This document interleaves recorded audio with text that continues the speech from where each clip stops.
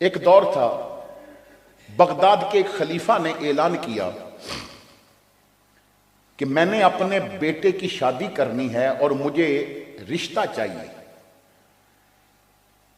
جس گھر میں بچی نے قرآن حفظ کیا ہوا ہے وہ رات کو اپنے گھر کے چھت پہ ایک چراغ جلا کے رکھ دے۔ جس گھر میں بچی نے قرآن کا حفظ کیا ہوا ہے وہ اپنے گھر کی چھت پہ ایک چراغ جلا کے رکھ دے۔ میں رات کو جب اپنے محل پہ چڑھوں گا دیکھوں گا کس گھر پہ چراغ جل رہا ہے تو اس گھر سے پھر میں رابطہ کر لوں گا۔ رات عشاء کی نماز پڑھی اور اس سے فارغ ہو کے گھر والوں سے کچھ باتیں کر کے خلیفہ جب اپنے محل کی چھت پہ چڑھا تو اس کی آنکھوں میں آنسو آ گئے۔ بغداد کے ہر گھر کی چھت پہ چراغ جل رہا تھا۔ یہ وہ دور تھا کہ ہر گھر میں بچی نے قرآن یاد کیا ہوا تھا۔ صبح اس نے اعلان کیا کہ لوگوں میں کتنا خوش قسمت کہ میرے دور میں ہر گھر میں بچی قرآن پڑھتی ہے، ہر گھر میں بچی قرآن کی حافظہ ہے، تو میرے لیے فیصلہ مشکل ہے۔ آج رات وہ لوگ اپنے گھروں پہ چراغ جلا کے رکھیں کہ جن کی بچی نے قرآن حفظ کے ساتھ موطا امام مالک بھی پڑھی ہوئی ہے، موطا امام مالک بھی پڑھی ہوئی ہے، جسے حدیث کا شوق ہے۔ اور پھر رات کو جب اس نے دیکھا تو آدھے سے زیادہ بغداد کے شہر پہ چراغ نظر آ رہے تھے۔ ہر دوسرے گھر میں میرے محمد کی حدیث پڑھائی جاتی تھی۔ اور اگر آج میں سوال کروں جواب یہاں نہیں لوں گا، میں جتنے سوال کروں گا یہاں جواب کسی کا نہیں لوں گا، نہ ہاتھ کھڑا کراؤں گا۔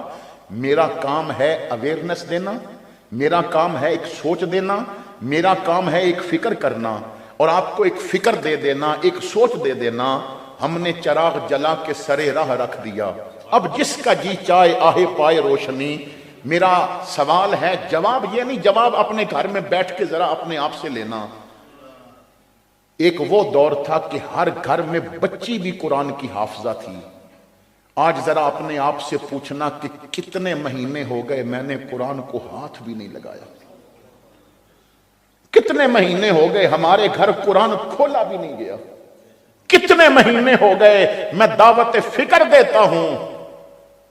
آپ کو کوئی ایسا دن یاد ہے کہ جب آپ نے بچے کو سامنے بٹھا کے، بیٹی کو بٹھا کے اپنے محمد کریم کی کوئی ایک حدیث سنائی ہو؟ ہمارے نوجوان، ہمارے مسلمان اتنی انگلش پڑھ لیتے ہیں کہ بعض انگریزوں کو پڑھاتے ہیں۔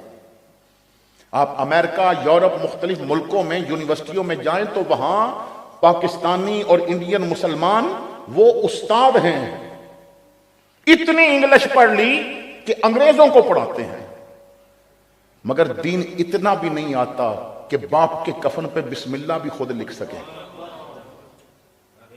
دین اتنا بھی نہیں آتا کہ باپ کا جنازہ خود پڑھا سکے۔ دین اتنا بھی نہیں آتا کہ باپ کو غسل خود دے سکیں۔ اور میں اکثر ایک بات کہتا ہوں، اس موجودہ دور میں اس بندے کو میں لاکھوں سلام دیتا ہوں جسے بیٹا غسل دے دے، ورنہ وہ بیٹے کہتے ہیں جناب ہمیں تو ڈر لگ رہا ہے، بلا مولوی صاحب کو۔ عارف کھڑی نے نہ فرمایا تھا کہ جاندی وار ڈرونا بنیو ہاتھ نہ لاندے ڈر دے، جاندی وار ڈرونا بنیو ہاتھ نہ لاندے ڈر دے، او جنہ لئی تو پاپ کمائے اج کتھے نہیں تیرے گھر دے۔ قبریں پڑی ہیں، اندر لیٹے ہیں اور بیٹا قبر بھی بھول چکا ہے، کیونکہ دین سے دوری ہے۔